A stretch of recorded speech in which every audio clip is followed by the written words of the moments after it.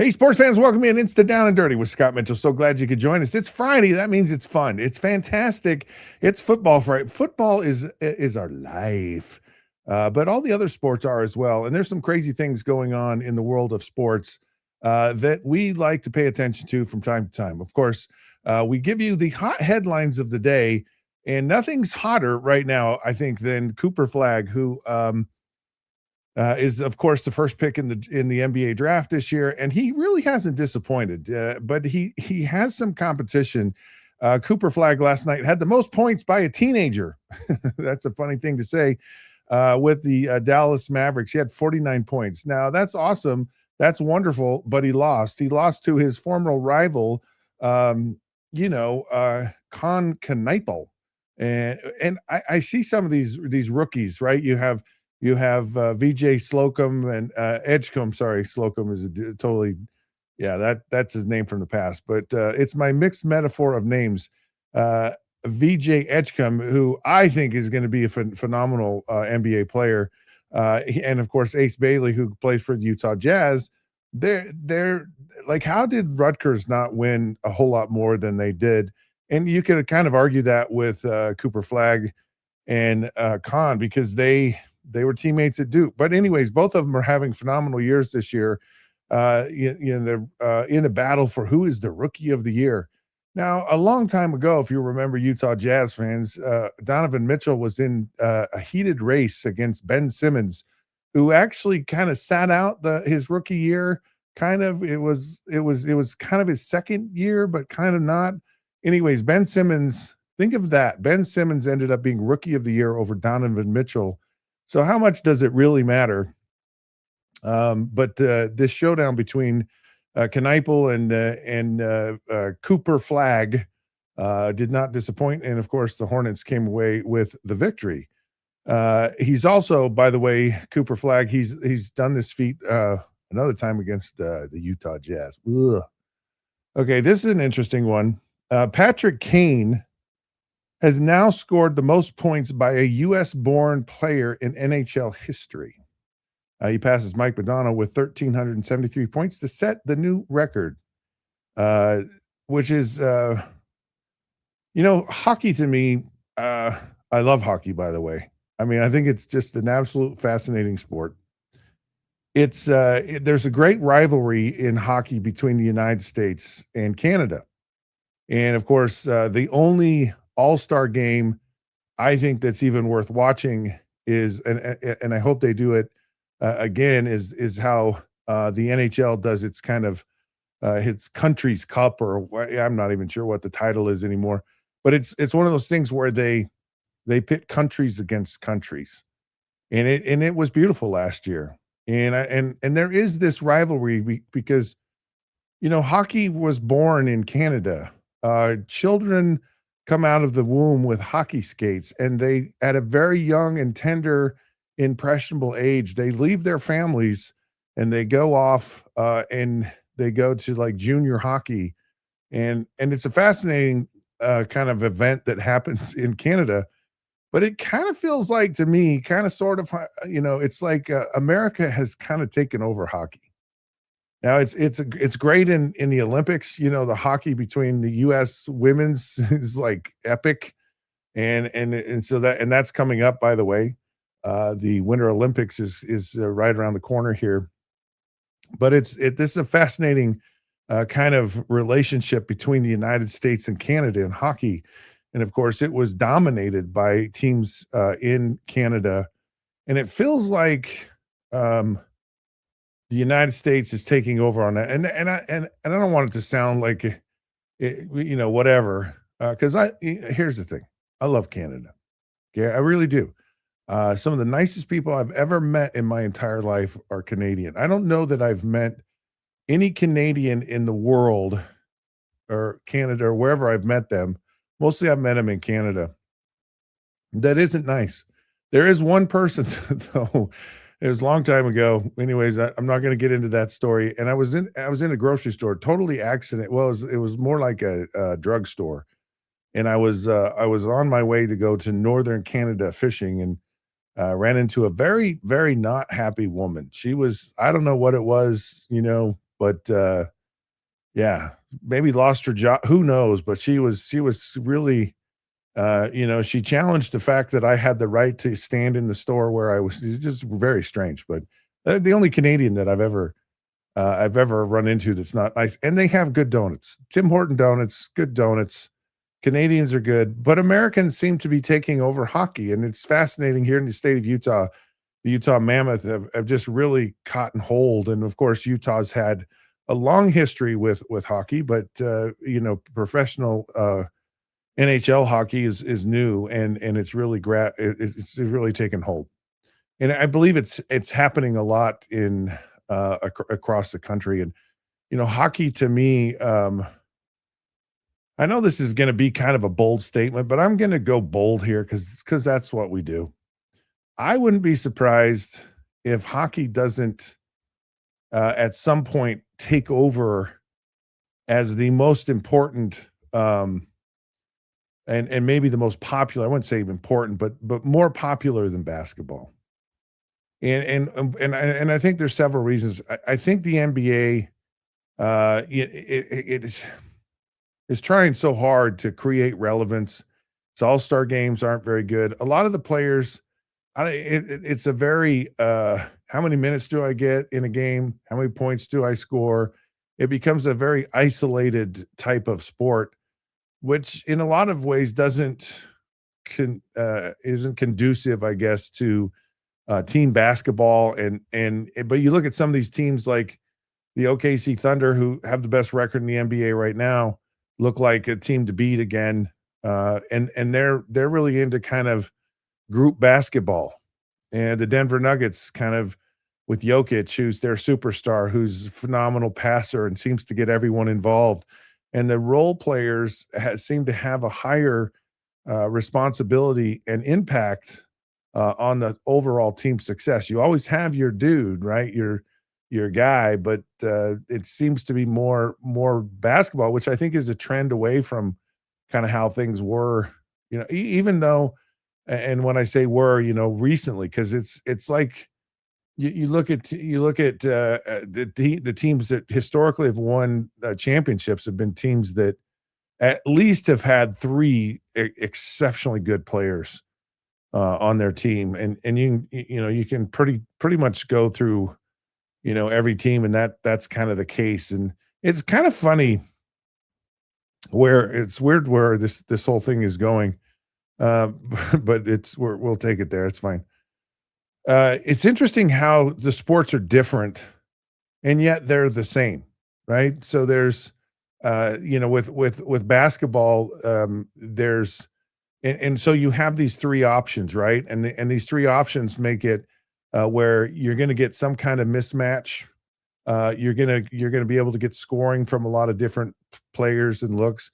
I know back when the Utah Jazz went from Stockton and Malone, that's kind of all they had, and then all of a sudden they had um, Jeff Hornacek, and that changed everything for the Jazz. But then also they had these role players, or they had kind of their second unit, where like here's your starters, here's your guys, but they don't play the whole game, and you can put in your subs, and they're not really subs; they're the second starting team, and so you just have a wave of players coming into a game, and that's very similar to hockey, where you have different lines and they run together, and you have kind of the right combinations with these lines, and where they create offense, and they have chemistry and they work well together.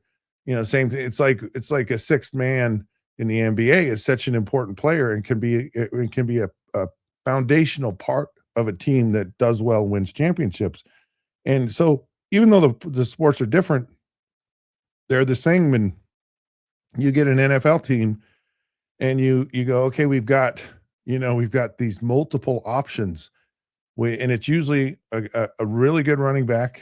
It's usually either a tight end or some kind of slot player, and then an outside defender, or not defender, but wide receiver. And so you think of all those Patriot teams that won championships with the Gronkowskis and the Ben Coates, and just some of the different tight ends they've had You could even argue Aaron Hernandez for a time, and then the different wide receivers and on the outside, and then the different running backs on the inside. And guy I've mentioned on the show was Corey Dillon, one of the most underrated, I think, running backs in NFL history. He's just a very, very talented player, a very good player. So I think it's just interesting how these different sports, if you kind of look at them in certain ways, they tend to kind of be the same type of thing, but they have their uniqueness to them that makes them special. One of the things that I think really surprised, because I'm not a big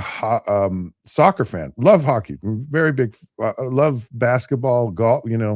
Hockey is just kind, or soccer is just that sport. I'm just like, just I don't know. I just can't quite get into it. But I have gotten into it in the sense that I'll go watch a match. I'll go to the pitch. I'll do the thing. Love the fans. I think soccer fans might be the most passionate. You see them over in Europe, and there's riots, and it's fun. You know, I know Ted Lasso isn't soccer, but man, it kind of makes me interested in soccer because I really like Ted Lasso, and I'm glad it's coming back. But one of the things that I it was like what I did not expect this when I was going and watching soccer. I was like, I didn't know what to expect. I expected to be bored. I was like, yeah, not enough scoring. It's kind of, I don't know, the ball just kind of goes here and it goes there and it kind of goes there and then and then someone misses it and then it goes back the other way and it's like watching live foosball. It's just like, oh, it gets stuck over in the corner and you can't get it and and it's like, and then all of a sudden, poof, and someone scores, and that's and it does. It gets really exciting when someone scores, and so they yell their whole goal thing. But what really shocked me and impressed me massively, like I was like, wow, was how they passed. And of course, I'm a passer, right? So throw the football, and so you have an appreciation for being able to throw the football and deliver it in the right way, in the right space, at the right time, and do all that stuff, right? And what was amazing to me is how they did it with their feet, because you think, well, you just kick it and the ball goes, and but there's different types of kicks. There's different trajectories on kicks. There's different velocities on kicks. There's different shapes on kicks. And people talk about, oh, this quarterback's thrown off platform.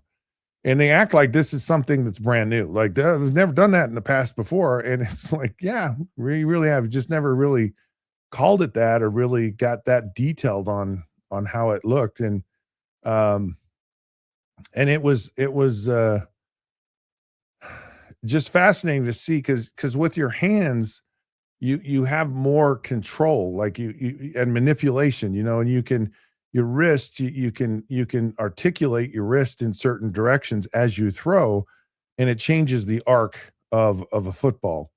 And it's much easier to do that, but and that's the thing about soccer, where it was similar, but it was also different because it's with your feet. And I was just so impressed with how they could do that change of arc and pace and shape of a ball with their feet, bend it like Beckham kind of thing. So just massively impressed. And it's always funny, where you have this kind of changeover, um, where in the sports where it's you pass with your hand in one sport when it has laces on it, another one you kick it with your foot, but it's a very similar type of thing. And the location of the pass and the pace of the pass are like massively important. And I think that's part of why I'm a big fan of the NBA in that, you know, for whatever reason, I like point guards. I like precision passing. I like the anticipation of passing. I like seeing the whole court. I like, you know, bringing the ball down the tempo and setting people up, for to get a pass and reading defenses and knowing that so much of it is anticipating and and you have to have confidence, and you have to have a comfort level with the players that you're playing on the court with, and that's not any different than football. It's all very similar. And so now here's the challenge though, is when you get in a sport where like you put a stick involved. So you have golf, you have lacrosse, you have tennis, you have baseball, and then it becomes a much different dynamic. There's not this, those events. Maybe lacrosse is probably the closest that it would come to sports where there's movement. But golf is pretty static. Baseball's pretty static. I mean, tennis is, there's only one, maybe two people on a tennis court, and so the dynamic of it, I'm sure there's a lot of similarities, but the dynamic is definitely much different. Now, how to hit a baseball, or how to put something on a baseball, or whether you're throwing it, or you're even trying to hit it. Like you're trying to hit the ball in the air to get a sacrifice. You're trying to hit it to the right side on the ground, kind of thing. I mean, I'm sure there's an art to it.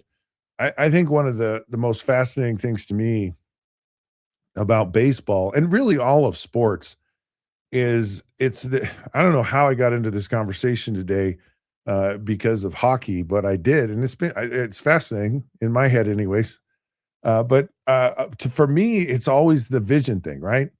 And so I think the thing I probably am the most intrigued by in all of sports is being able to hit a major league baseball off of a really good major league pitcher, and how they can manipulate the ball so well.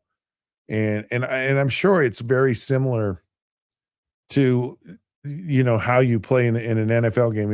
Talking to Herman Moore, and he's like, the NFL is not fast to me. Like watching the game, like if people from the outside go, man, that game goes so fast. It's like all these different things. And when you're in the middle of it and you're actually playing it, you're doing it, and you're used to the speed of it, and you're used to reading and feeling the defenses and how people move and the whole thing, it's actually quite slow, and it's quite normal. But for me, I'm like, man, the baseball is just coming at you fast. Guys throwing almost 100 miles an hour, and you're just like, can I get the bat off my shoulder quick enough? And so I'm just always intrigued by that.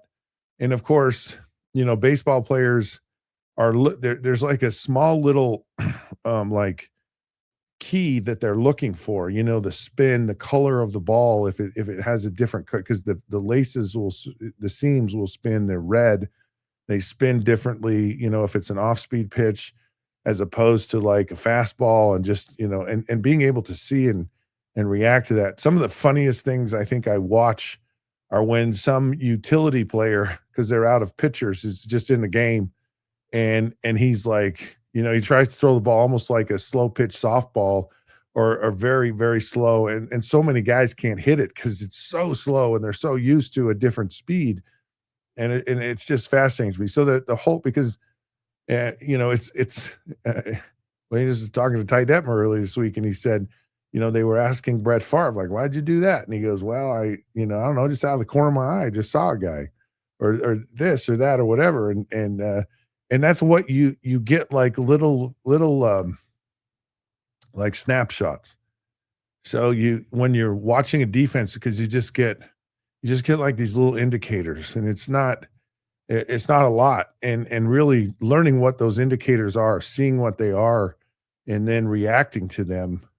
When I first got in the NFL, I was with the Miami Dolphins, and it was fascinating to see how Dan Marino would read a defense, and for him it was about a picture, like not a pitcher, but a picture where it's like he's seeing not necessarily the whole field, but he's seeing, maybe two or three receivers against two or three defenders, and he's kind of seeing how those defenders react, and whatever they do, he kind of goes the opposite. He's trying to find the guy who's uncovered, or who's in space. And it was, and seeing it in that direction, or in that fashion actually helps you, like they say, this tunnel vision, where you get tunnel vision, you don't see anything. Like you just like might as well have blinders on and your eyes closed when you get tunnel vision because you're not going to see anything, and everyone is going to read where you are. So it's fascinating about sports. It's fascinating about where they kind of cross over with each other and how they are the same and how they're dissimilar. But I'm just, to me, the essence of sports is the speed and being able to um, decipher what's actually happening, and that's in any sport. It's in tennis, it's in hockey, it's in any. I mean, you talk about a fast game, like how fast hockey goes is insane, and how those goalies read and they try to get the percentages in their way as far as where they're angled, in the goal where the puck is. There's just all these little intricate, maneuvers and moves and reactions to things based on what they're seeing, what they're feeling. We used to do a reaction time. So they had and I only did there's only one team that did this, and it was the Miami Dolphins. And there was a service that would come around, and they would test your players for how quickly they reacted to a stimulus, right? And so a lot of it was like, your hands would move in a certain direction. You push these lights, or you do all these different things, and they ran you through a battery of tests, and they determined your reaction time. And it was fascinating. And I actually trained my eyes with an ophthalmologist, and I had this big board, and it was in my house, and there were all these, and it was programmed, and literally would go through these exercises, and it was like, okay, you lift weights, you do curls, you get biceps, and you do vision training, and it actually strengthens your eyes. It actually exercises your eyes and your reaction time. But it was fascinating, and and I was very fascinated. And this doctor who did it, he did a lot of professional sports, and he said that the guys who had the highest reaction time were NHL goalies. Like they just had they could grab the fly with their chopsticks out of the air kind of reaction time, and I'm sure it was just because they were so, and NASCAR, IndyCar racing, those guys had unbelievable reaction time, and believe it or not, NFL quarterbacks were right up there. So we're some of the best of the best in reaction time, believe it or not. And it's weird because I'll just be going along in my life, and like, I don't know, something will fall off the table, and I'll just reach out and I'll just grab it. And I just do, and I've just done that for years. And I'm sure it's through this training of your brain to react to things in a quick way.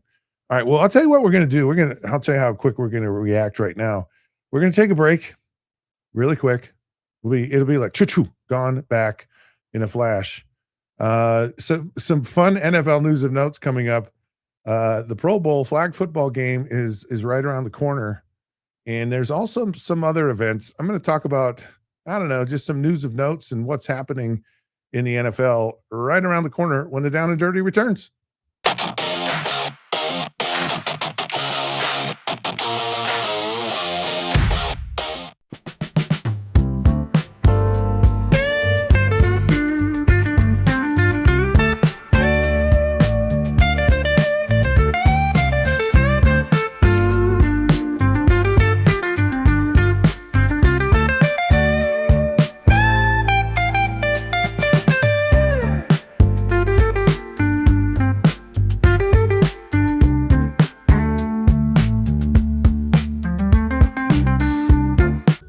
Tervis is all about staying hydrated with style and durability. You can trust Tervis tumblers to keep your drinks the perfect temperature, hot or cold, for hours. From the classic insulated tumblers to sleek stainless steel water bottles, each product is built to last and comes in endless designs to match your personality. Stay refreshed and express yourself with Tervis. Visit tervis.com today and find your perfect tumbler.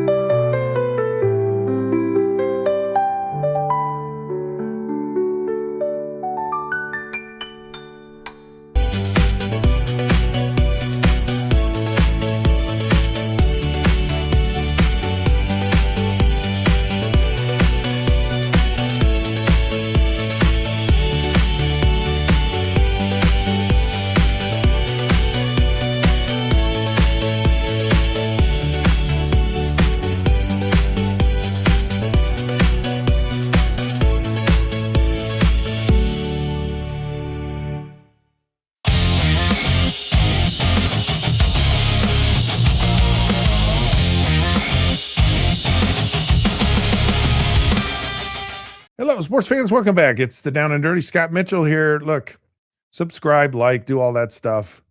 So glad you could join the show. Let's keep going because it's fun stuff. It's Friday. We're supposed to have fun on Friday. We're supposed to have fun on Thursday and Wednesday and Tuesday. Let me just tell you, the hardest day of the week is Tuesday because it's the day where nothing goes on.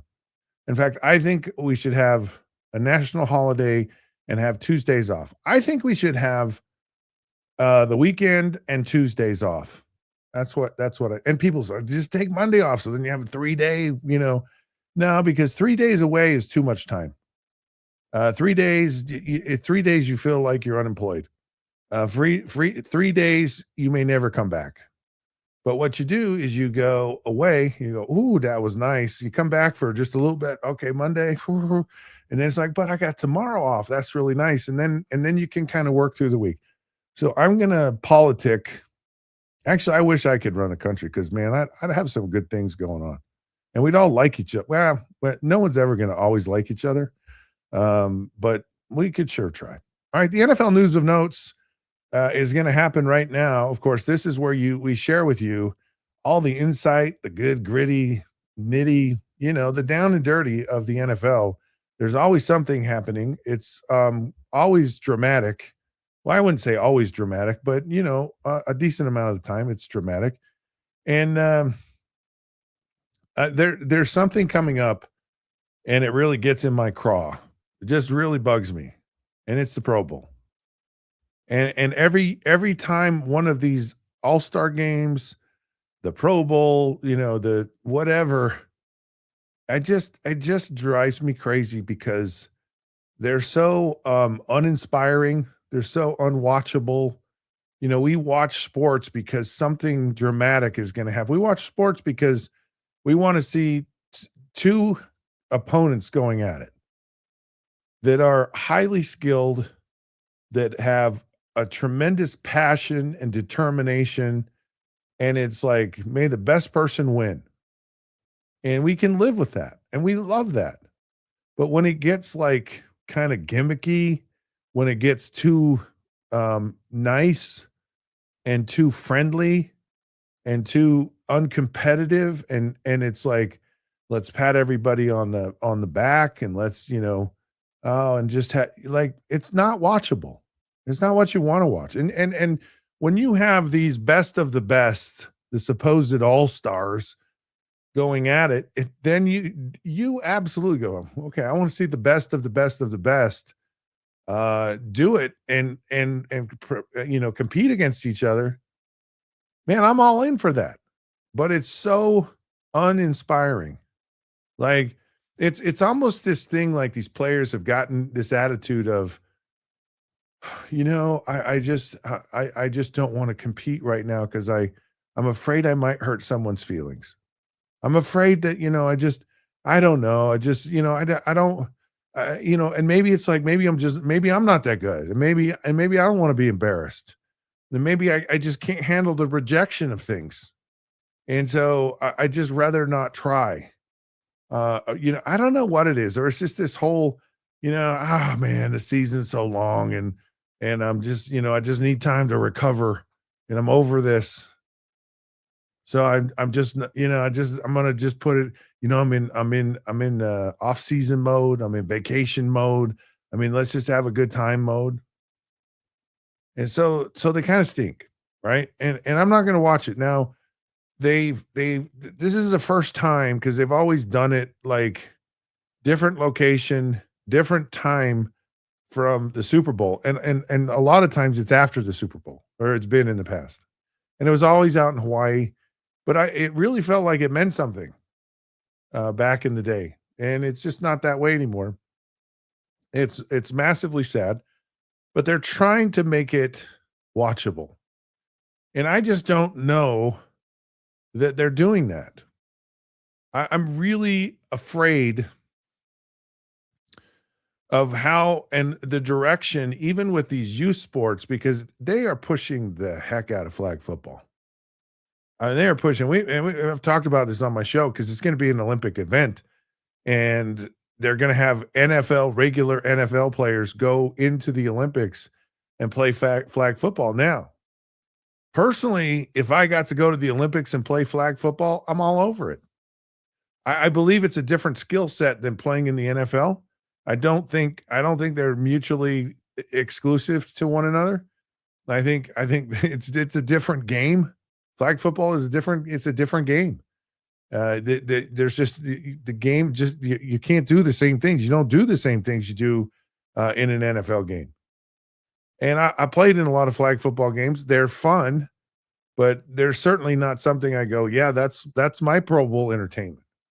So they've tried to incorporate it now with the Super Bowl. So it's moved back. So now it's not on this dead week. It's not after the Super Bowl.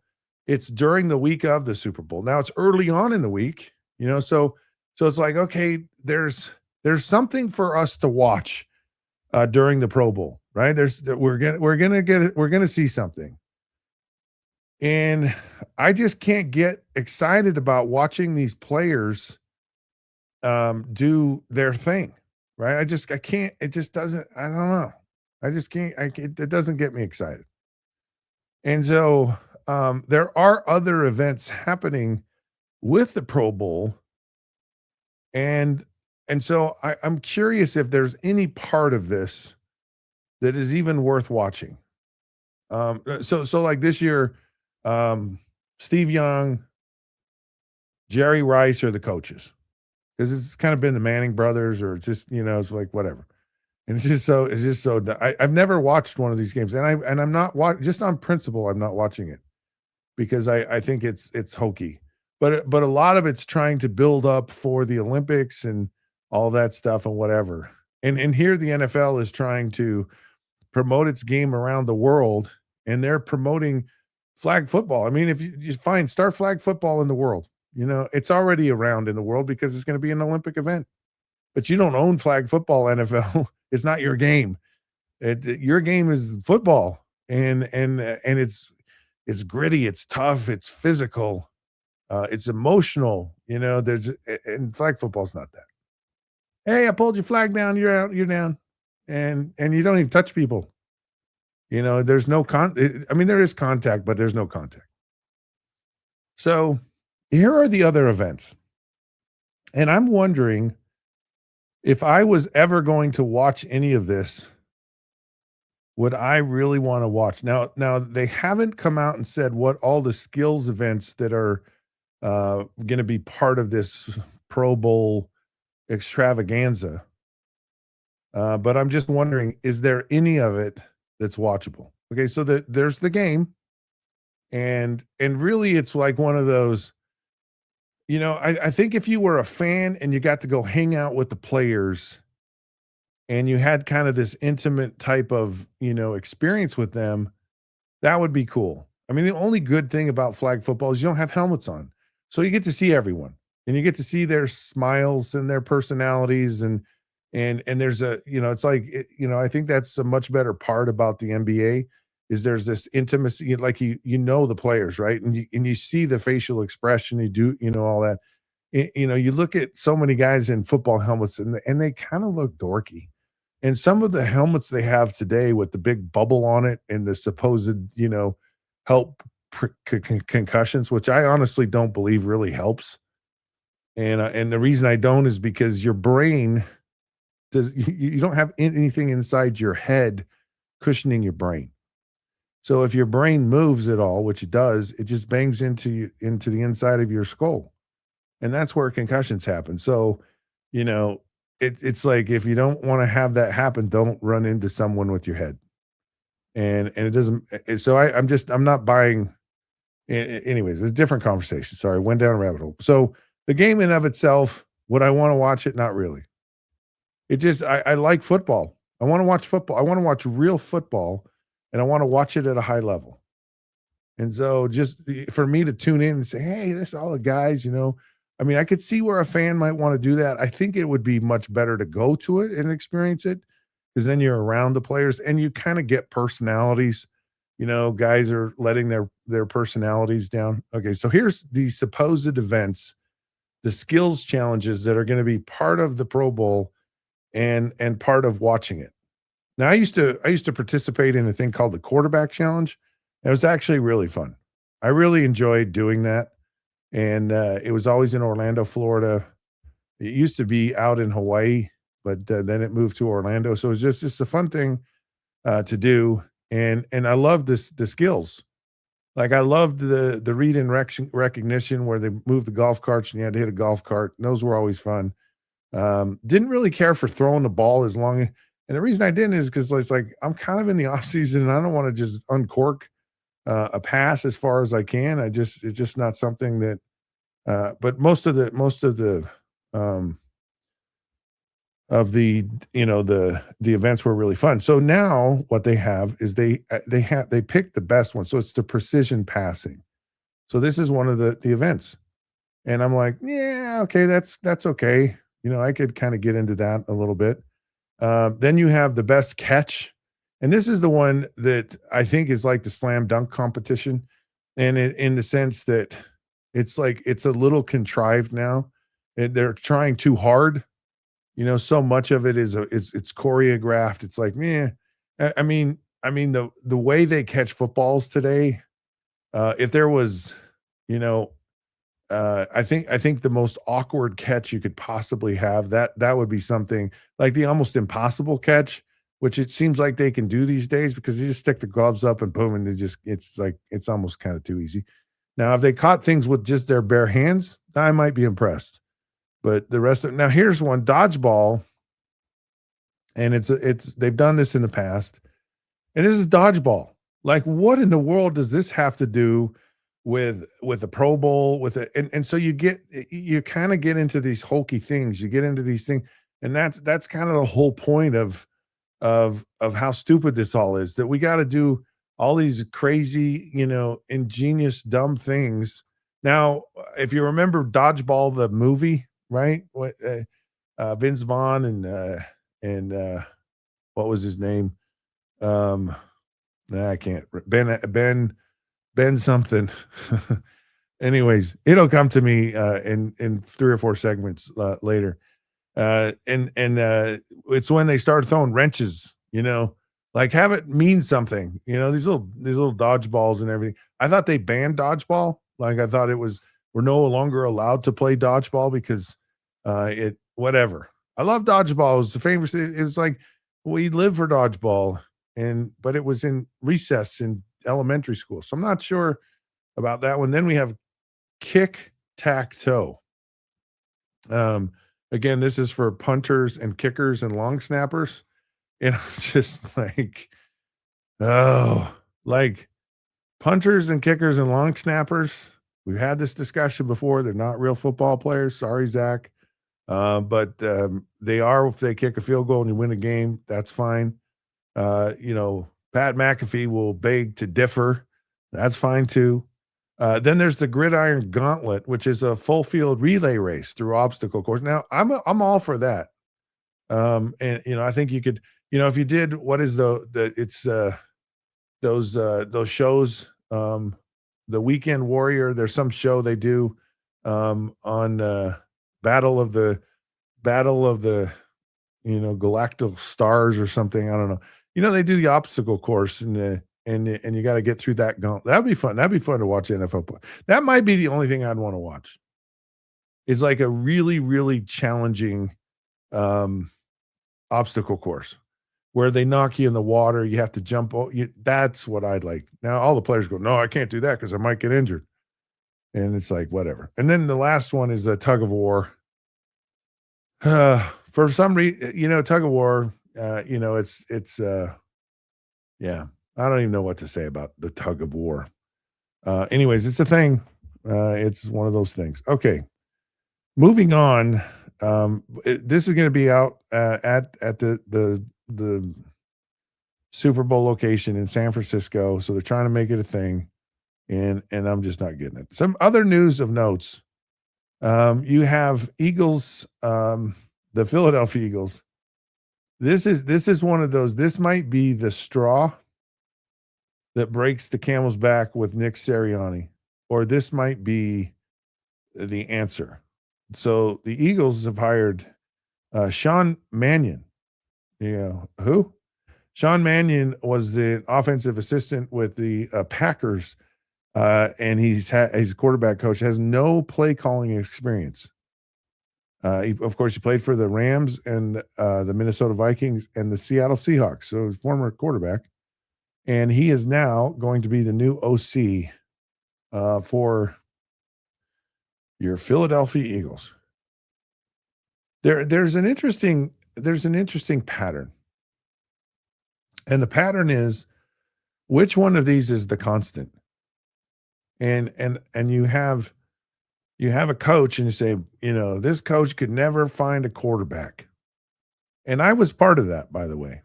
Brian Billick, the Baltimore Ravens, and it was a whole slew of quarterbacks that played for him, and what he was saying is basically all these guys are bad. All these guys are bad. You could never find a quarterback. Well, the only constant in that scenario was him. And why don't you look at the one constant and go, maybe that's the problem?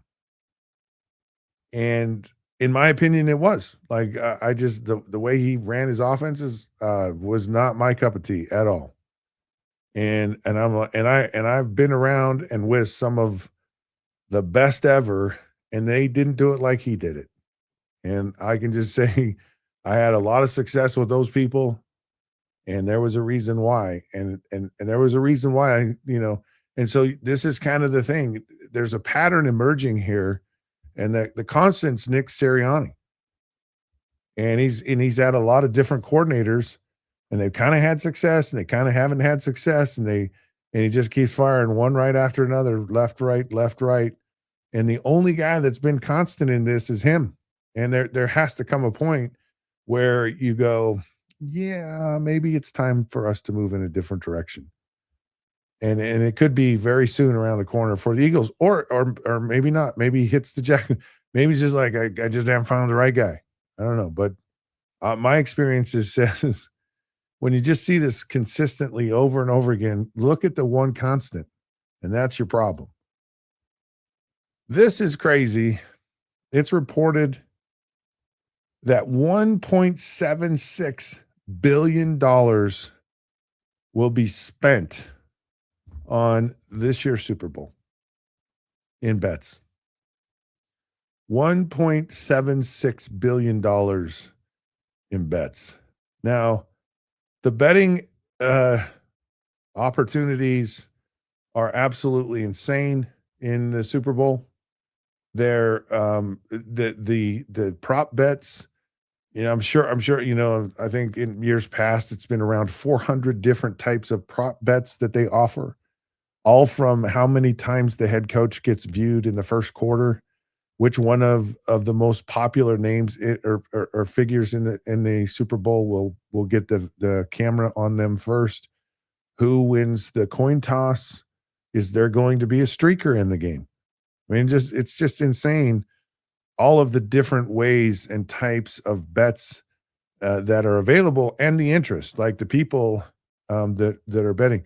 And I would imagine that with two teams, because typically when you have teams that haven't been there, and now these teams have been to the Super Bowl, the Seattle teams have been to the Super Bowl, but they haven't been to the Super Bowl in a hot minute. And so people are going to be excited about it. Their fan bases, and they got these are two phenomenal fan bases. So you're going to have a massive interest in this to begin with. So it's going to be something to behold, and it's staggering what we want to do with our discretionary income and the thrill of what that looks like. Okay, I'm going to come back. Hopefully I can do this in the next segment. We'll see. I don't know. I woke up this morning. I was just like, free agencies around the corner.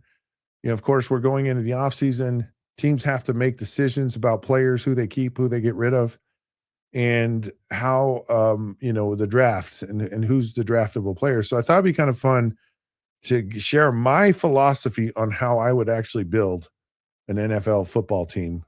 Which players and where would I put them, and when would I get them, and all that. So this would be kind of my idea of how to build an NFL football team when the Down and Dirty returns in just a few minutes.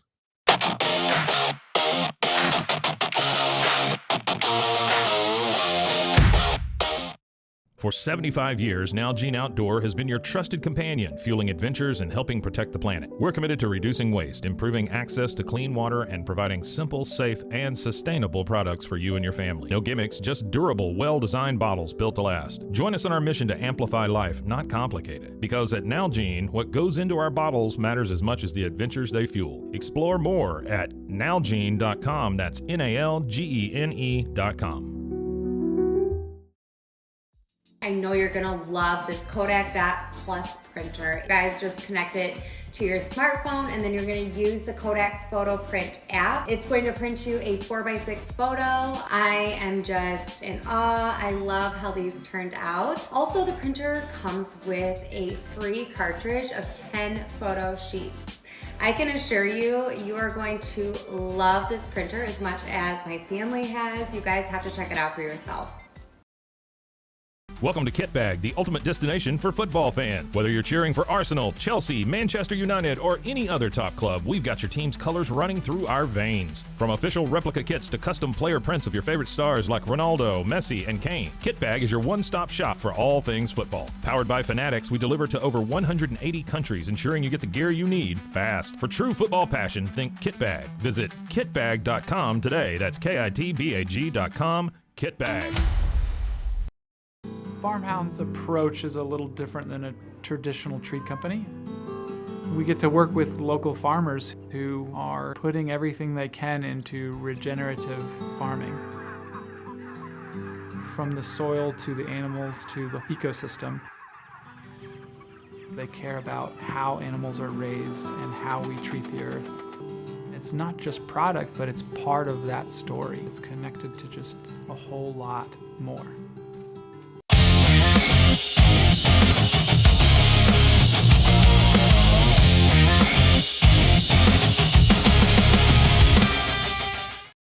Hey, sports fans, welcome back. Down and Dirty, Scott Mitchell here. It's the dead week. It's the dead weekend. It's the most painful weekend that we experience in sports. I've tried to keep it positive. I've tried to keep it fun because it should be fun. Go out and spend time with your family. Go out and engage yourself in something that actually makes your life better. Don't sit and pout. Don't sit on the couch. Get up. Do something with your life. All right.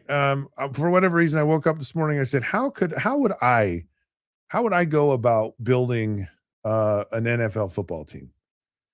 And I can certainly talk about like teams or structures of teams that were phenomenal. And I almost would say unbeatable. You know, there's certainly that. I'm not necessarily going to get into this is the player that I would pick, but it's more about the position and the value and the importance and kind of the strategy behind kind of the timing of how you were to build it. So for me, where it always starts, it just starts up at the line of scrimmage. I mean, but really everyone goes, well, it starts with the quarterback, and there's no question. Like you have to have a guy play quarterback that's really elite. But to me, it's more about having a guy playing elite at the quarterback position. And a lot of that depends on people you have around him, the system that you have, the player kind of where they are in their development, all of these things, that really matters. But I don't want to start with the quarterback. I think it's the absolute most important thing you have to have. And you have to have it because of all the people that go on a football field, the quarterback touches the ball the most. And anytime someone touches the football, it's going to have an impact on the game. Like your everyone in this organization's livelihood is in your hands.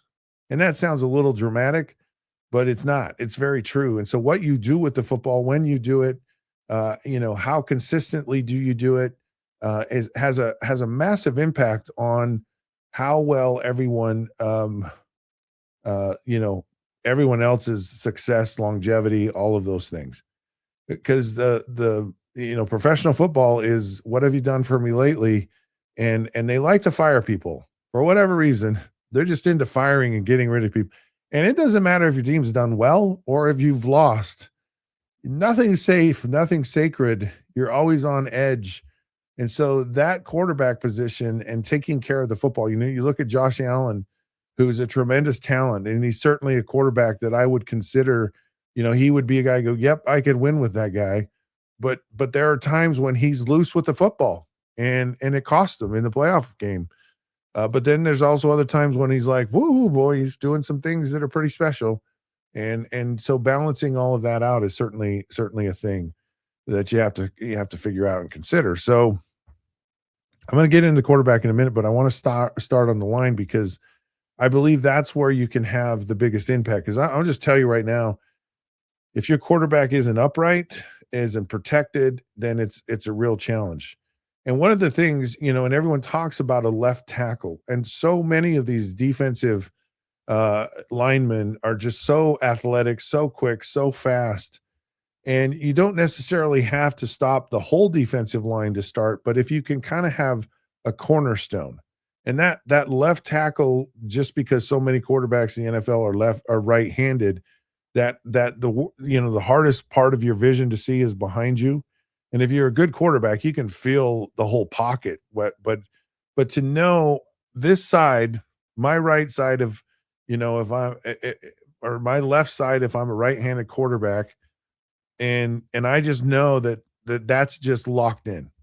So a dominant left tackle is certainly 1A of the things that I'm and the other thing, you get a really good left tackle, more than likely that guy's going to play a long time. For whatever reason, these guys just play a lot of years at this tackle, and to be able to just know. And so why it's important is when I'm in the pocket, the stuff I'm facing, I can see and I can react to it. Most quarterbacks can get out of a lot of sacks, if it's just not right, if it just isn't right on them.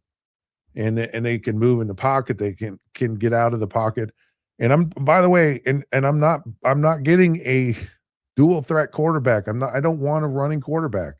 I want a quarterback that will take advantage of extending plays and runs in opportune times, but I want someone who can stand in the pocket, can read a defense, gets really, really good at doing that, and can actually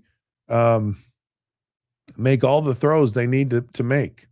I'm still not talking about my quarterback yet, but I'm not getting one. I'll just tell you right now, that's a dual threat quarterback. So then the next thing, so it's either or. It's like you're either going to get a dominant, like cornerstone left tackle to start with. That's like priority one. And then the next priority for you is just that dominant edge rusher. And it's the guy that you can't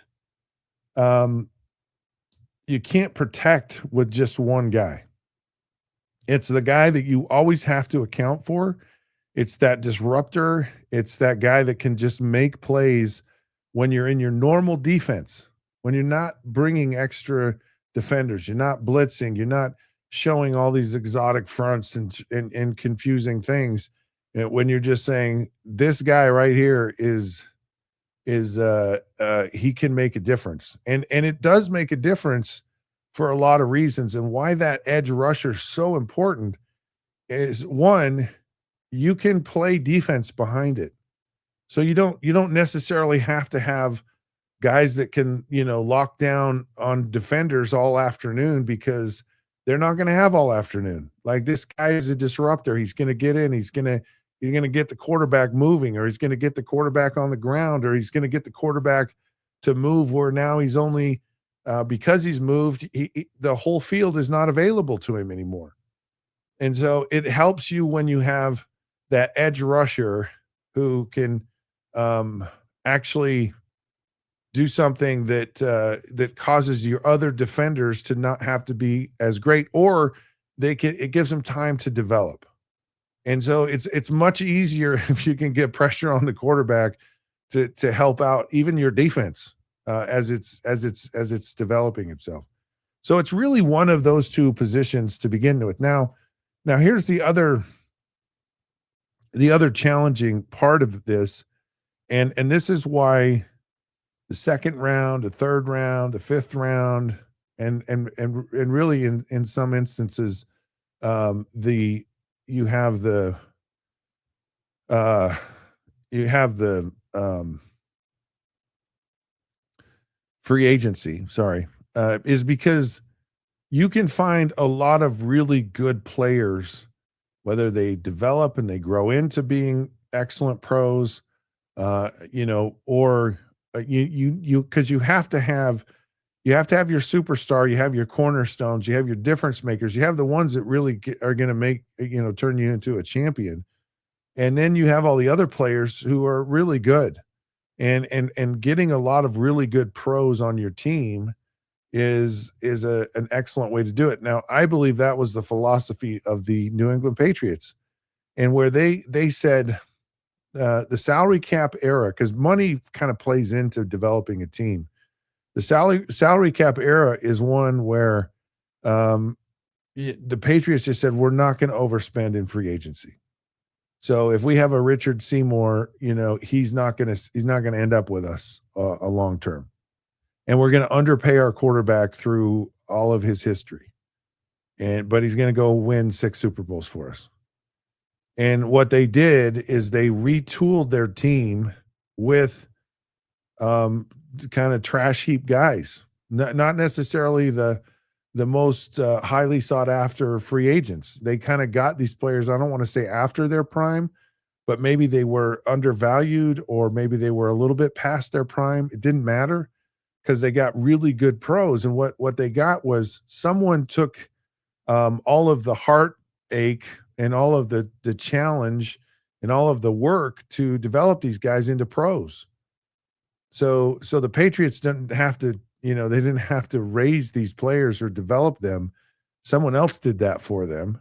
And they went out and they said, okay, it's a little bit like NIL strategy in college football, where these teams go, well, we're just going to wait, let someone else develop this player, or we're gonna know what that player is because we've now been able to watch them on film, so we know who they are, we know what they're capable of, and in a lot of instances we played against them, and we're like that guy's pretty freaking good. We want him on our team, and so that ancillary players, it's like you're gonna get shots at getting those foundational players, but then it's like how do you balance out those players with and complementary players, where another team says, well, you just got one good guy and a bunch of scrubs, you can't do that. So it's about finding the right players for the right price.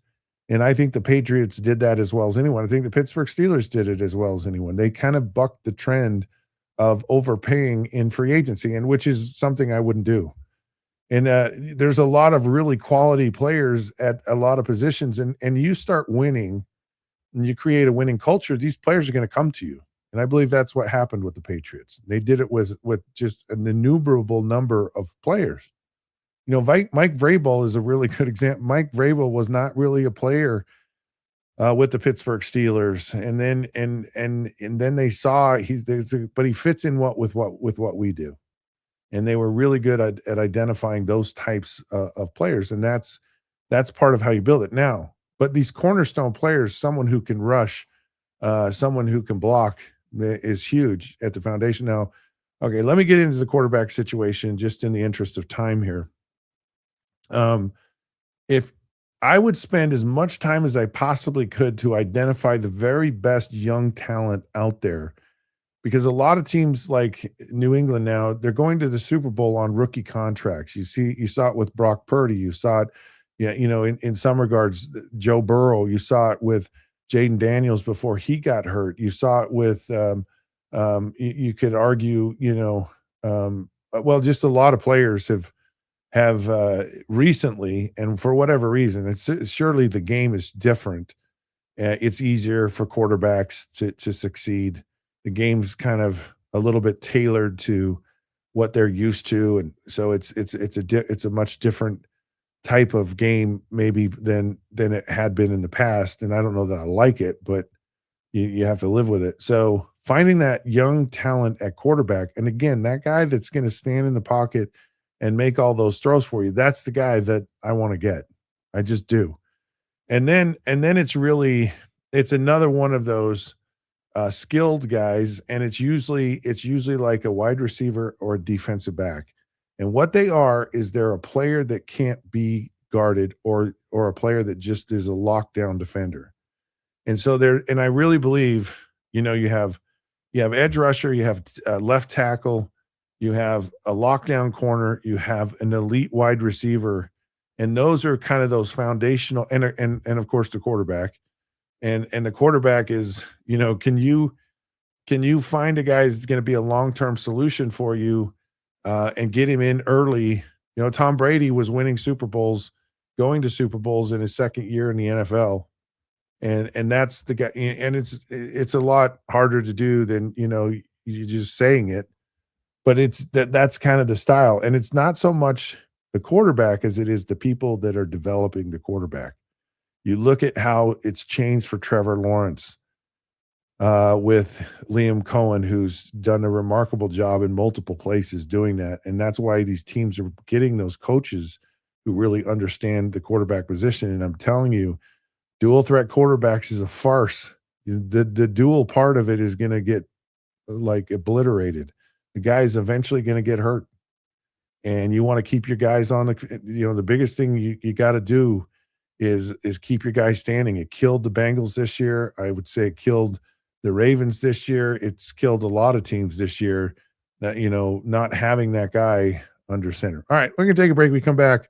Hey, there have been some grades coming out for all the NFL teams. I'm going to give my grades on who these teams are and how well they did this year when the Down and Dirty returns. Just a few minutes.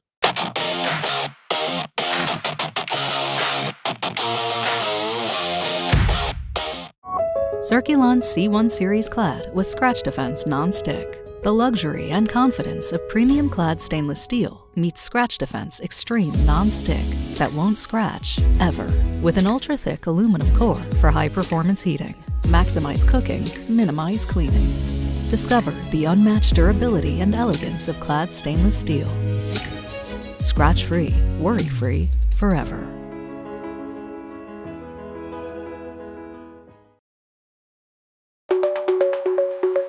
Protect your online privacy with NordVPN.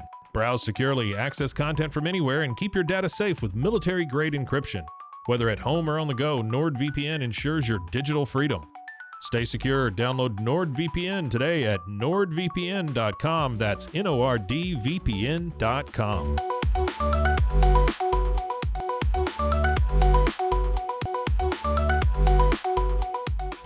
The grinder mentality that Randy and Brent Habert built into 44 Pro runs deep within our team. Every member shares a passion for the craft, the game, and most importantly, the player. When you step onto the field with a 44 Pro custom glove, you'll feel the difference. It's not just a glove, it's a 44 Pro. Crafted with dedication, made for performance, and built to last. Get your custom glove today at 44pro.com and experience the 44 Pro difference. That's 44pro.com, 44 Pro.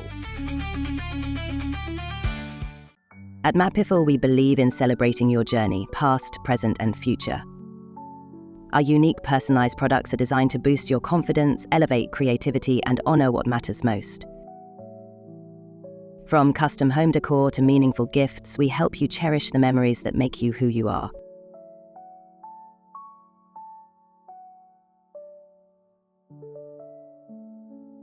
Visit mapiful.com and start celebrating your story today.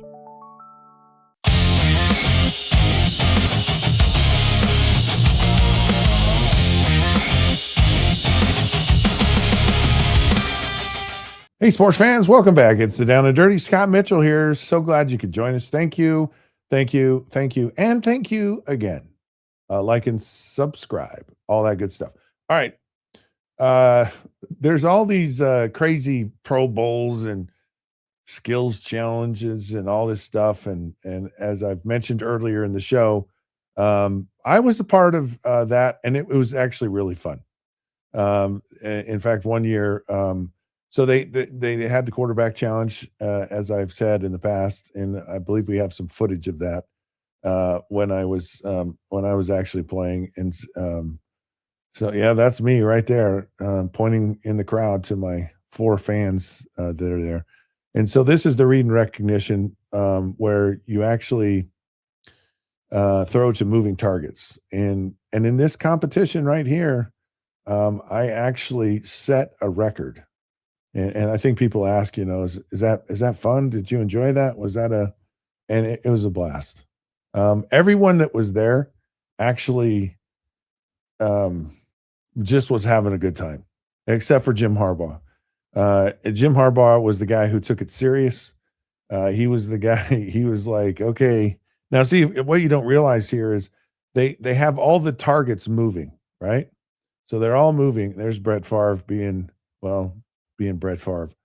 Like I said, everyone was having a good time except for Jim Harbaugh. He was like he actually practiced for this. By the way, he lived on a golf course and he got on the driving range with these targets and actually practiced this exact drill on his golf course. So everyone kind of made fun of him, but secretly for me, I was like, man, I'm impressed by that because this can be an intimidating group. You're here with all these players and so it's one of those things where you could be, that you could be crowd shamed, for kind of, it's like, hey guys, we kind of got to know the tempo of this. The tempo is casual.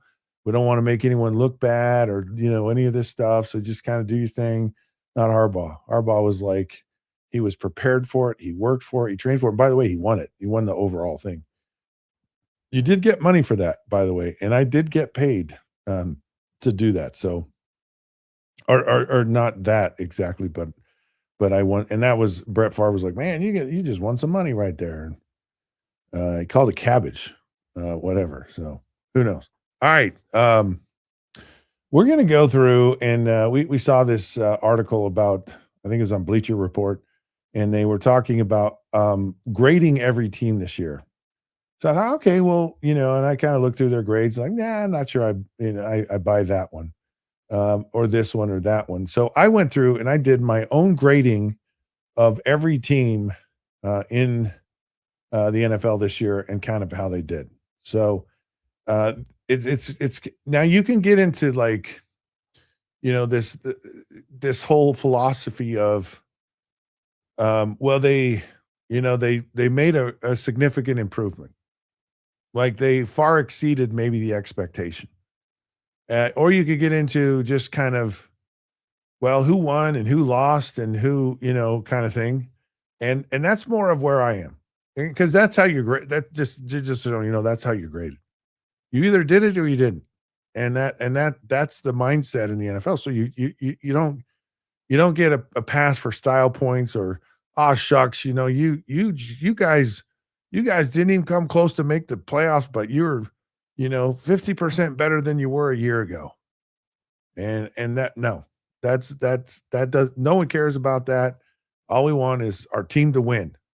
And so that's kind of how I did it. So, but I can give A's and B minuses and pluses and all that stuff, and we'll do that. So the teams that I thought had A grades this year, the New England Patriots, clearly, and they get an A plus. They had dramatic improvement from last year, and they look to be a very good football team, playing great defense, quarterback. Young, making plays, and has really stood up to the crucible of the NFL and the pressure and everything behind it. So definite A plus. The Denver Broncos, they get an A. They were right there, and I think had the quarterback situation been different, they might have moved up. But again, it's not woulda, coulda, shoulda. It's what it was, and they got to the title game. So they definitely are an A team. Another A team, the Seattle Seahawks. Again, just far, far exceeded anyone's expectation or surprise. I would almost say all of these teams I have as A's are all surprise teams except for one, and that's the Rams. But Seattle's definitely an A-plus team. I'm picking Seattle to win the Super Bowl, so there you have it. The Rams, an A team as well. How they were a whisker away from actually having the championship game at home. They were really close to winning the whole entire NFC championship. They were right there. They were you could almost argue they were an A-plus team, but they didn't get to the Super Bowl. So the only teams that got to Super Bowl to me are A-plus teams, which are two, right? The Patriots and the Seahawks. And then I have one more team that I really feel deserves an A, and that's the Chicago Bears. And I'm not doing it for Martin's sake to make him feel better about things, but I'm just doing it because I think the Bears, they just had a remarkable year. And I think the Bears are one of those teams like to watch out for in the future. Now, all these teams kept their head coaches, by the way, but there are some assistants that didn't make it. And that's just mind-boggling to me with Sean Payton and some of the choices he made. It'll be interesting with the Rams to see what happens with them. They got to pay Puka or not, and I would hope they would. Puka's an interesting receiver because he was a phenomenal high school player. Played here in the state of Utah, and they went to Washington. You're like, yeah, okay. I think it was Chris Peterson was there, but really liked it, and it just didn't fit right. Then he came back, went to BYU, played with his brother, and he was always injured. And I don't know that they had a quarterback that could throw it to him. I don't know if they used him right, but he just kind of, underutilized, underappreciated, underperformed at BYU. And then all of a sudden he just lights out when he got in the NFL. But it's his ability to run routes. It's his ability to catch the ball in tough situations. But then it's his ability after he catches it to just, he's just hard-nosed. He's a tough out. When it comes to the receiver situation. Anyways, the Rams will be interesting moving forward. Okay, Bs. Now, there were the Bills, the Buffalo Bills, and of course, if you're a Bills and you're a Buffalo Bill, you get a B. That's just kind of how it is. And really, I'm going to say a B minus. And a B minus in that this team really should have had more, done more, been more than what they were. They just and clearly they're a team that's going to have a new head coach. But they, again, got into the playoffs, won a game in the playoffs. And but they're a B minus. The Texans, Houston Texans, they're a B plus to me. They're so close right there. But they're a team, the quarterback, I've always liked CJ Stroud. I liked him early on in his career. And then something has just happened. And I honestly don't know what it is. I really don't. But it's something is just amiss with him. It's just off with him. I don't know. I have no idea what it. I don't know. I just don't know. He's just not the same player, not the same confidence, and he's got the skills, and he's done it before. But he just something's just off. So if they can get that righted, oh my goodness, are they going to be a team to watch out for them? Watch out for the Bears. Watch out, it might be the Bears and the Texans in the Super Bowl next year. I mean, I wouldn't be surprised at something like that. All right, the Philadelphia Eagles, they're a B minus. It's just, I think there's a lot of expectation. I think even early on in the season, you said this team is going to get back to the Super Bowl, and they just got funny, and it just gets funnier and funnier with them. And then the 49ers, I'm going to give the 49ers a B plus, actually. I know they got blown out by Seattle, but I'm just telling you, the 49ers, I think, did more with less this year. I'm going to give them a B plus. How do you like that? So I got the Bills, Eagles B minus, Texans, 49ers B plus. Okay, moving on. We're going to get into the C category. And the C category to me is just average, right? It's like, whatever. You're kind of there. You're passing, but you're certainly not, you're certainly not kind of in the upper tier at this point. And there's a few teams here that I think it's going to be painful to be C's because they should have been so much more. So the Jacksonville Jaguars to me are a C, and they're a C plus. They're really close to that B range. Made a huge jump this year. They're another team I think you got to watch out for. moving forward. They could have serious contention. It feels like Trevor Lawrence is getting the TLC that he loves and deserves, and he's responding to it. The Chargers massively disappointing this year to me. They just didn't get more out of Justin Herbert. It's going to be Josh McDaniel. That's going to be fascinating. So I just kind of was like, I'm disappointed in the Chargers. I picked them as my Super Bowl team. I'm gonna say C plus for the Jaguars. I'm just gonna say C for the Chargers.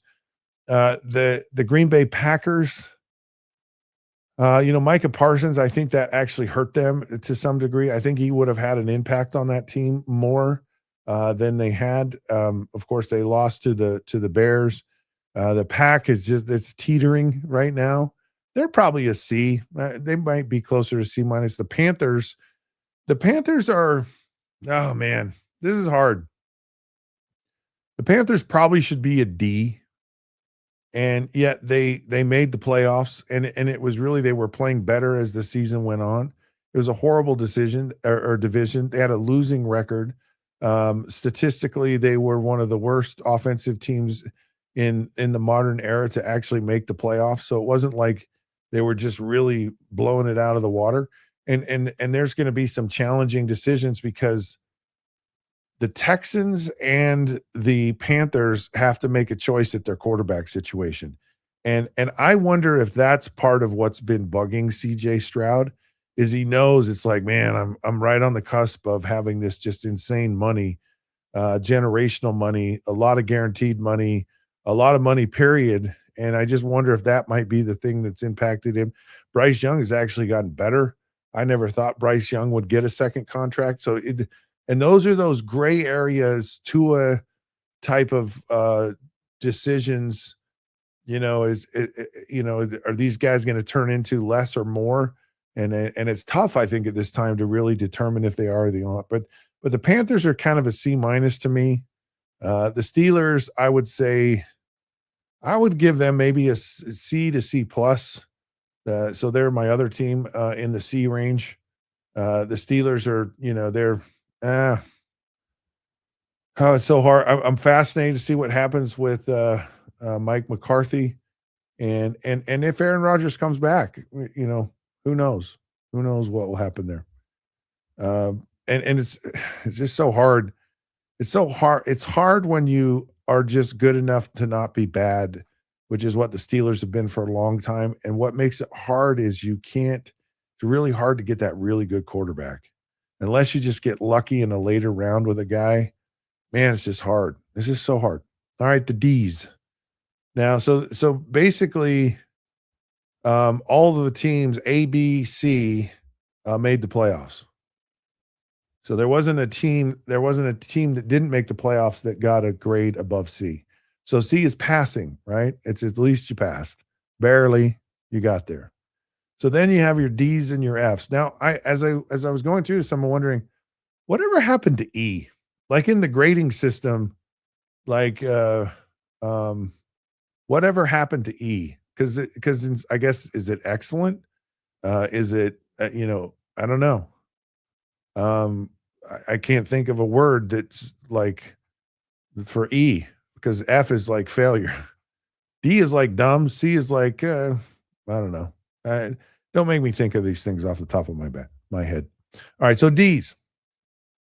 These are some tough ones, and some of these teams could have really had health been a different thing.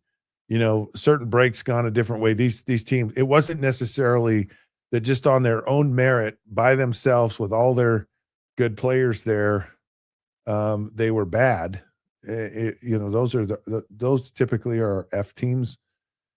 But the D teams are, could have gone either way. They could have gone to the Fs, they could have gone to the Cs or Bs or maybe even A's. But they certainly, so the Falcons, I think they've had some improvement, but it's still a question mark. This is kind of that year where Michael Penix just really has to just make a turn. That's to me is job one with the Atlanta Falcons and what they're going to do. And so I would just give them a D. I wouldn't give them a plus or minus, just a D. Then you have the Tampa Bay Buccaneers. The Buccaneers, I'm going to give a D minus. Again, something weird. I know they had injuries, wide receiver, and I know it impacts things to some degree, but Baker Mayfield just kind of slid off a little bit. And they were a team that was hot. I mean, they were on their way to type of team.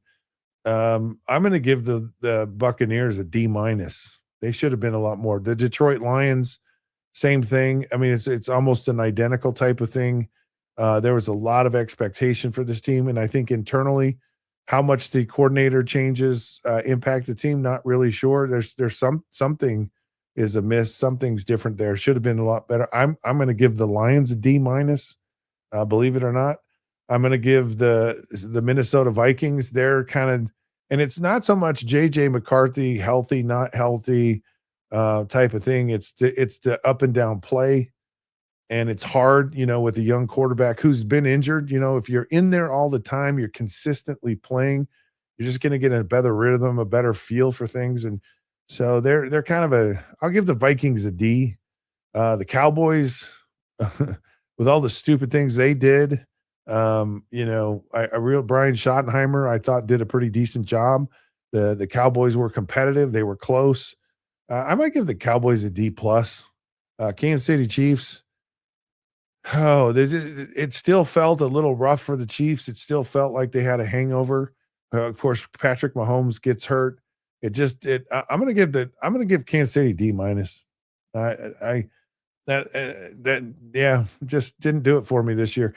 The Indianapolis Colts, this is a team, I think, of all the teams in the D range, could have jumped up to an A range, could have made some real noise in the playoffs, is the Colts, and Daniel Jones getting injured had a massive impact on them. Phillip Rivers came back for a hot minute, which was weird, but it had no impact, no bearing on anything that was happening there. Almost a distraction from things. Anyways, Colts D. I'm just going to give them a D, not a minus or a plus. Clearly, injuries, I think, affect them more than anyone. The Ravens are a D. Ravens, to me, are a D minus. The Ravens are a team that just uninspired, should have been so much more, had some tough breaks, really thought they'd turned a corner with things from their early losses in the season, and they just didn't. And surprisingly, and of course they have a new coach and all that good stuff. Can Lamar Jackson play inspired football and winning football? Can he win in the playoffs? Remains to be seen. And then the other D team is the Dolphins, and they kind of, they just kind of fought their way through a very average season. And of course they have a new coach, a new direction there, and hopefully they can figure things out. All right, there's all my D teams. Now the teams that failed, and boy, did they fail. And that's why I'm wondering, is there a word? Can we get another letter in here? And I'm trying to think of what letter in the alphabet would be the absolute worst. Like, what's the worst? Is it Q? Is it, I don't know. Is it Z? Is it X? X is kind of, I don't know. Anyways, so the lowest on the grading is F. Of course, the Arizona Cardinals, they kind of own F. They're kind of F'd. Actually, all these teams are kind of F'd, so they fit here really well. The Raiders, I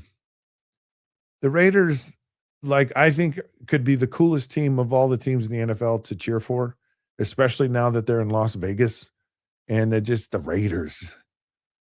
Autumn is a pirate. I mean, there's just so much history and mystique, and it's just fun and fan base and all that, and they're awful. What if the Raiders? And of course, I don't think the Raiders the NFL wants the Raiders. They don't want the bad boys to, win, kind of thing. And the Jets are a hot mess. By the way, Cardinals F minus.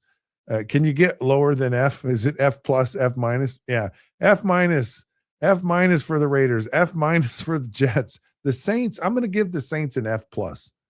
They might. There's a couple of teams in here. I might give them an F plus. The Saints are one of them. They were very young, that new coach, and they started to make some moves. They won some some important games. They were competitive. They were trying, but they just weren't very good. So they're F plus. The Washington Commanders, massively disappointing. Of course, Jaden Daniels injured, so they're a team. Yeah. We'll just give them an F. It probably should be an F, just an F because the injuries. The Giants could be an F plus. I'll give them an F plus. They got something to look forward to, but they didn't win a lot of games. They did not win a lot of games. Maybe it helps them with some good draft picks, moving forward. They've got some pieces. Can Harbaugh do some magic? We'll find out. The Titans, they are an F minus. They're young quarterback, really challenged, bad. Cincinnati Bengals. Yeah. I don't even know. There should be a special category for certain organizations, and the Bengals might be one. But they're an F. They went all in, and of course Joe Burrow got hurt. And everybody thinks Joe Burrow is kind of this guy. And he's kind of been injured. He's been good, but he's also been, not as good. And I think this is a really important year coming up for Joe Burrow. And I think a lot of it, he feels like maybe he's trying to get out of Cincinnati. I don't know. We'll see.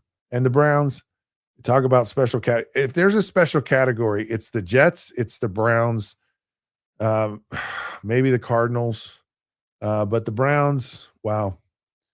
You should swap. Like if Jerry Jones wants a drama and that he just seems to be attracted to it, and he should be the coach. He should be the coach of the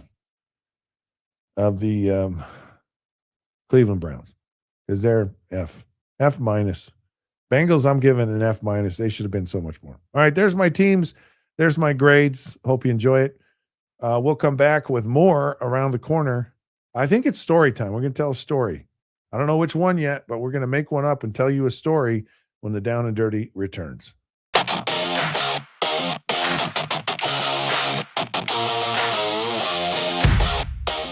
You probably get unwanted emails almost every single day. Overwhelmed by your inbox? Clean Email is here to help.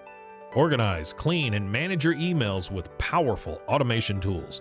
Say goodbye to spam and clutter and enjoy a stress-free inbox. Try Clean Email today at cleanemail.com. That's CLEAN email.com.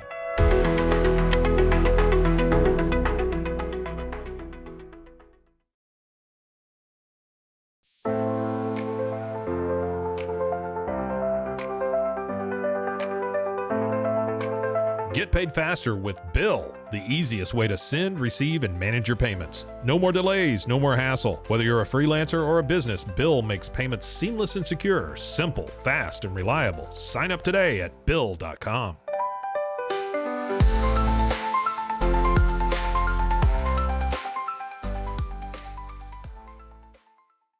When you learn a language with Babbel, you start a journey that takes you further and further. Anytime and anywhere you wish. It's easy and fun. Broadens your horizons and keeps your brain fit. A journey into new thoughts, new cultures, new adventures. So what are you waiting for? Start your journey with Babbel now. Go to babbel.com or download the app. Have you ever wondered why so many pet parents are choosing to have virtual vet appointments? Online veterinary care is making it easier than ever to get expert advice for your pet. Our professionals are not only experts in managing urgent concerns, but also in providing top-notch preventative health care. We're proud to connect pet owners to a vast network of licensed veterinary professionals, ready to address any immediate concerns and expand access to pet care. Book your first appointment today.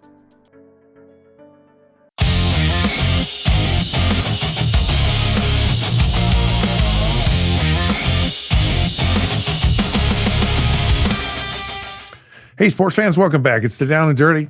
We're so glad to have the show and so glad to be a part of your day. Like and subscribe. It's Friday, so have fun. It's the week before the Super Bowl Friday. I know it's a tough one, but we can do it, people. We will get through this together. And in order to do that, we're going to share a story. So it's short. It's story time. And this is a by way of request story. So this one goes back to 1993. And of course, it's a fairly famous game in the annals of NFL history. It's famous for a couple of reasons.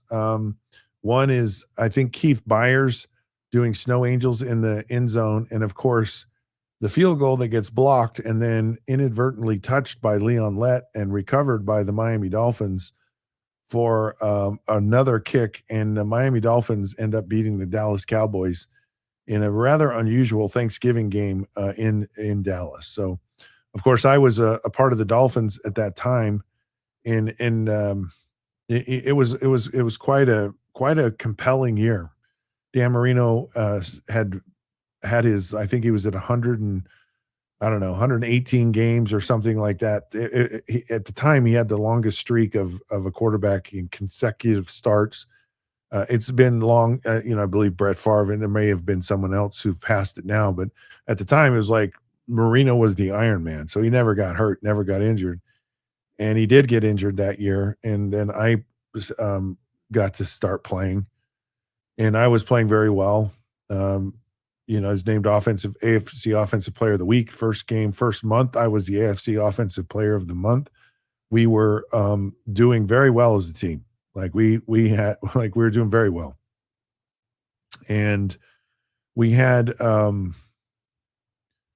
this game on Thanksgiving, and so I'd been injured. I had a shoulder separation, and there was some speculation that I was going to come back from that, and I wasn't quite ready for this game. And so we were now down to Doug Peterson, who, by the way, is going to be on our show next week. He's a Super Bowl winning coach with the Philadelphia Eagles, coached also with the Panthers, or not the Panthers, the Jaguars.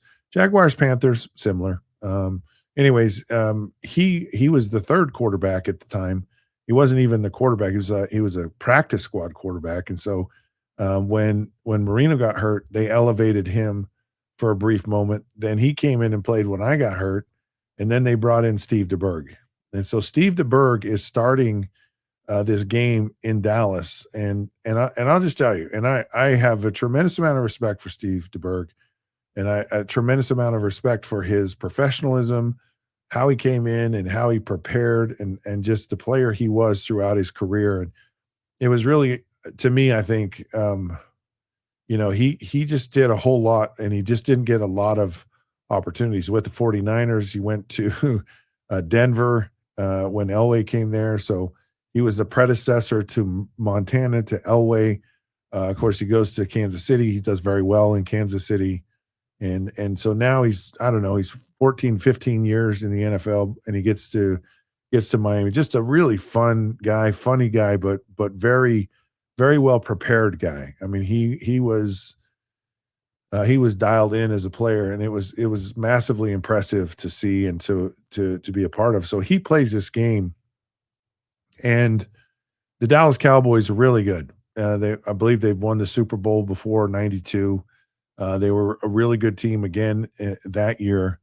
And actually, I think that might have been this might have been their second Super Bowl that they go to at the end of this year. So I think they're back-to-back Super Bowl champions. So they're right in the middle of that. Have a really, really good defense. And it's a back and forth game. And it was a little bit like the Denver game in New England, just without like the wind, but the snow was coming down in Texas Stadium, and it was just kind of a surreal atmosphere. And typically teams from like South Florida don't do well in the snow. And for whatever reason, it just kind of invigorated us. I think it slowed Dallas down more than it did the Dolphins. So we kind of go through this game. It's back and forth. And DeBerg, this is the first game he started since he got to the Dolphins, and he's flying high. He's having a good old time out there. It was really fun to kind of watch, other than it was really cold. So the game gets down to the very end, and And the conditions are, are not very, they're not very good. And for to kick a field goal. And so Doug Peterson is now the holder. And y'all asked me yesterday what the worst job in football was. And so he, when you're the backup quarterback, you become the holder. And Doug had done it before. And so he was much better at it than I was. And so he comes in to hold and they're clearing a spot. And of course, Pete Stoyanovich gets it blocked, doesn't really kick it very well the first time. Anyways, and to his credit, I mean, he could hardly stand up. The conditions were so poor. And you think of Coach Shula, and he'd been kind of on the losing end of a very famous field goal in Foxborough when they had a prison release worker who was at the stadium, and they had those machines that would kind of brush off the snow, and so this guy comes out right before the New England kicks the field goal, and he clears off a spot and makes it pristine, and of course the Dolphins win a tough loss and Shula, man, he was the most competitive individual I've ever met in my life. Like he would sell his own mother if it meant a chance for him to win. Like it was just so competitive. And so this was kind of another one of those, here goes Shula and a field goal that he's going to lose. There was also another field goal, by the way, where this is kind of interesting. He's with the Colts and they're in Green Bay, and Green Bay kicks a field goal that wins the game. And I believe it was at the end of the game. And clearly it's a miss. And if you had instant replay to watch that thing today, there's not even any question. The problem was in those days that they had short goalposts. So you couldn't tell how high, these kicks go so high. It's hard to tell with these officials. And they just totally missed it. Now, the feeling was it was Vince Lombardi and it was Green Bay. And so, the Packers, how dare you? And that game was the precursor to the long goalposts in the National Football League. And it was out of that game. So Shula had been in some rather significant field goal situations and been on the losing end of both of them. And he used to always say we'd be kicking field goals in practice, and he'd go, "Yep, that's good. That's good in Green Bay." And for the longest time, I didn't understand what he was saying, and then I learned the history of it. And again, you learn that like you can never just let stuff go, right? So it looked like Shula's bit with another field goal, and then Leon Lett, for whatever reason, the field goal gets blocked, and he wasn't normally on special teams. And so he wasn't a normal in that situation, and he didn't know what to do. And so there's all this excitement, and he comes sliding in there like he's going to be the hero. And he goes to kind of get the ball, but when you're sliding, you're just kind of sliding. You're not necessarily in control. And he kicks the ball, and then Jeff Dellenbach, longtime Miami Dolphin, he ends up getting the ball, and he was in the end zone. And so there was this confusion because it felt like, well, we recovered the ball in the end zone, so it should be a touchdown. And what it was is the rule, I believe, is it was where it was touched, and it was touched in the field of play. And so it was brought back to that spot. And of course we kicked the field goal and win the game. And of course, Leon Lett is now, that's the beginning of the infamy of Leon Lett, because he also had and that might've been the Super Bowl before. And Jimmy Johnson's been known to cut a player or two, but Leon Lett was pretty good on his defense, and so he kept him around. But it was the thing that, so you win a game that you're like, it just looked like you were going to lose. It's just brutally lucky that he was dumb enough to do what he did, and we took advantage of it. And then of course we leave, so we're now 9-2. We have the best record in the NFL, and we don't win a game the rest of the year. We lose our last 5 games of the year, and it looked like we were a team that was, well on its way into the playoffs and probably be one of the favorites in the AFC. It was a really good team. A lot of fun guys on that team, just some great players. And but that was a big moment, and a big moment for even the NFL, because all those Thanksgiving games are kind of fun. All right, let's take a break. That's our story for the day. When we come back, oh man, I love crazy stats. They've become like my new passion, and we've got some of the craziest of crazy stats for you.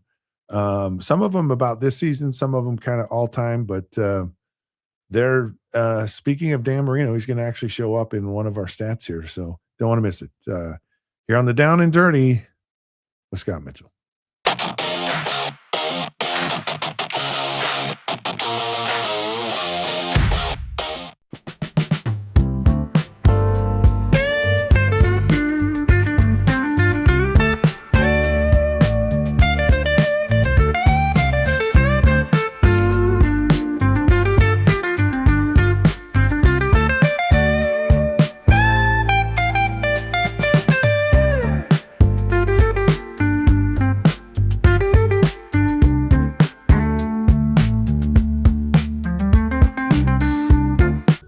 Tervis is all about staying hydrated with style and durability. You can trust Tervis tumblers to keep your drinks the perfect temperature, hot or cold, for hours.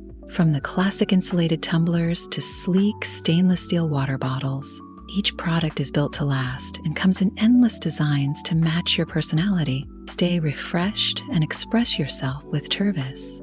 Visit tervis.com today and find your perfect tumbler.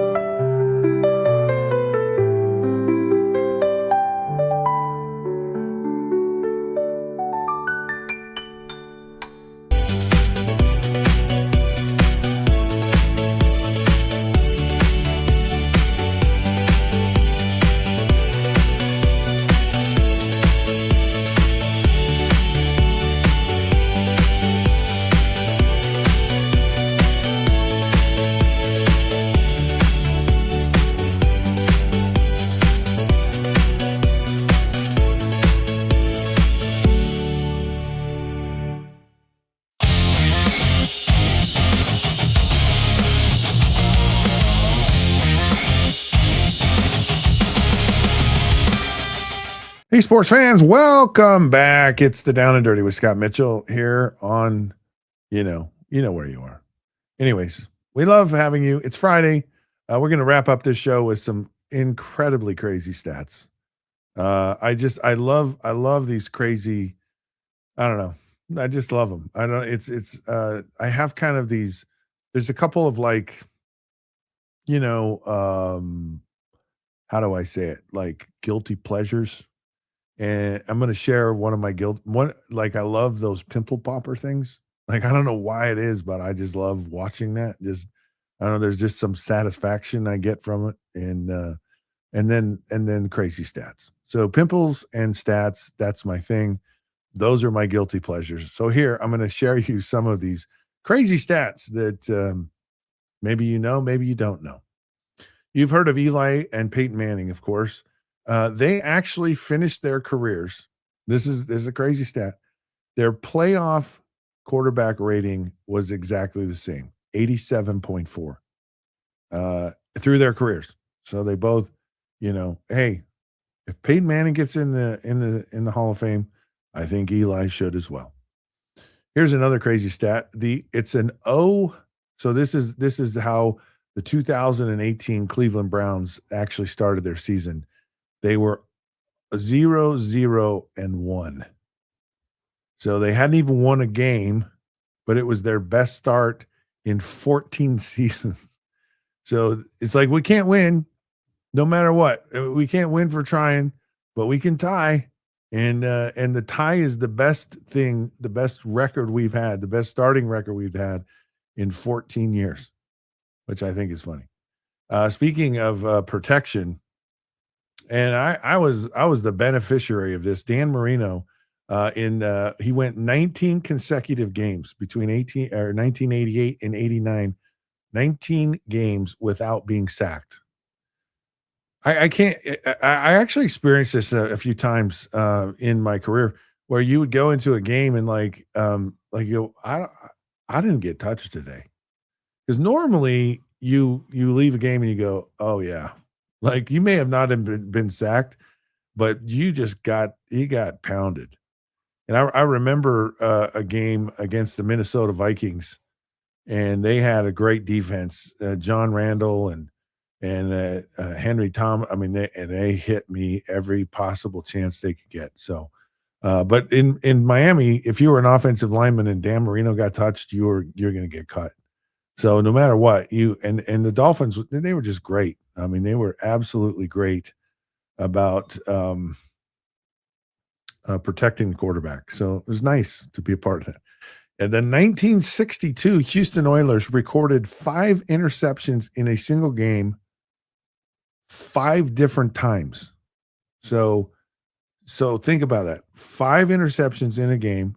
That's amazing just for a season, but to do it 5 different times, maybe one of the best records of all time. I mean, that's absolutely unheard of. And of course, I, growing up, was a massive Houston Oilers fan. Did not know this about the 62 Oilers, probably because I wasn't born then.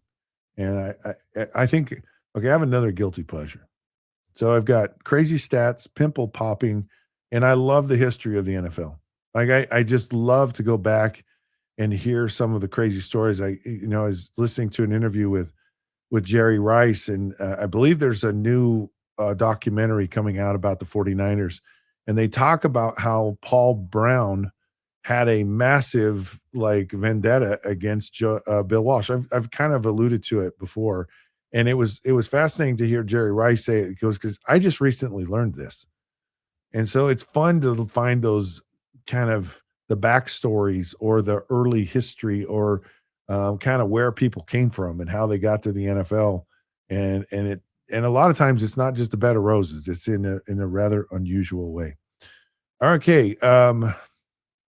Devin Hester in 2006 actually had more return yards. Now, Devin Hester is in the Hall of Fame. Than the starting quarterback Rex Grossman had passing yards in 2006. So they had more return yards. Devin Hester, he was more of a threat than Rex Grossman, and Devin Hester. Of course, I remember the Colts kicking off to him and going, "Why'd you kick the ball off to him?" Because then he scored a touchdown in the Super Bowl. Now the Colts still won, but it could have gone a different way. Reggie White, you know who Reggie White is, right? Pretty remarkable player. A lot of people will say, he was probably the best of all time, and he was really good. Unfortunately, passed away at a relatively young age. But in a strike seasoned or shortened 12-game season in 1987, Reggie White had 21 sacks, which is just phenomenal in just 12 games. And he was a beast. Like, he was an absolute beast. All right, here's kind of a fun stat for you. Running back Curtis Martin, who was a great running back, and in the NFL, he had a game where he finished with 24 carries, okay, for 24 yards. So he got a yard every time he touched the ball. Now this is one of the great players of all times, and he actually ended up with 1 yard per carry. It's gonna kill your stat line. And then this is a guy you want to stay away from. I guess you either stay away from him or maybe you want to have him on your team. But Gail Gilbert, who was a longtime NFL backup quarterback, is the only player in NFL history, the only one, who's played on 5 consecutive losing Super Bowl teams. So he was a third-string quarterback for the Buffalo Bills. Of course, you remember their run of 4 Super Bowls. And then the next year he went to the San Diego Chargers. And of course, they lost that Super Bowl to the San Francisco 49ers. And so he lost 5 Super Bowls in a row. Now, you might want to pick him up because you go, the odds are that he's probably going to win one now just because, what we know is things eventually are going to change. But yeah, so anyways. Now, 2025 was a record-setting year in that it had the most games in NFL history, 78, decided by 3 or fewer points. So the games were compelling. The games could have gone any direction, and that's what the NFL wants to hear. Like this stat right here might be the absolute most important stat to the NFL in that they are like, yes, we want parity. We want these games to be close. As mentioned earlier in the program, the Carolina Panthers made the playoffs with an 8-9 record and a minus 69 point differential, which is one of the worst for a playoff team ever. Now, here's another interesting fact. Oh man, we're just going to keep going with this stuff. The Seattle Seahawks wide receiver Jackson Smith and Jigma, JSN, led the league in receiving yards while playing on a run-heavy team, which he did, and he was fantastic in the championship game that ranked among the bottom three in passing rating. So, it's good to be JSN, and basically we're going to throw the ball to him. I'm sure the Patriots are going to try to figure out how not to do this let the Seahawks not do it, but had an incredible year. And he's an incredible player, by the way. Okay, Jerry Rice had 2,169 yards receiving after the age of 40. So every other single wide receiver in NFL history combined yardage after 40 was 4 yards. So Jerry Rice had 2,169 yards receiving by himself after the age of 40.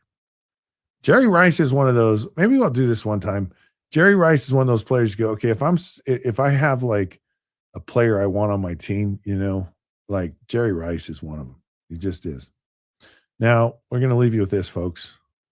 The Arizona Cardinals had 51 years of postseason win droughts from 1947 to 1998. They had not won a playoff game in 51 years. And it's probably going to be another 51 years before they do it again. Thank you so much for tuning in. Have a great weekend. We really love and appreciate your patronage. So subscribe and like us as much as you possibly can. This has been the Down and Dirty with Scott Mitchell. Until then, we'll see you then.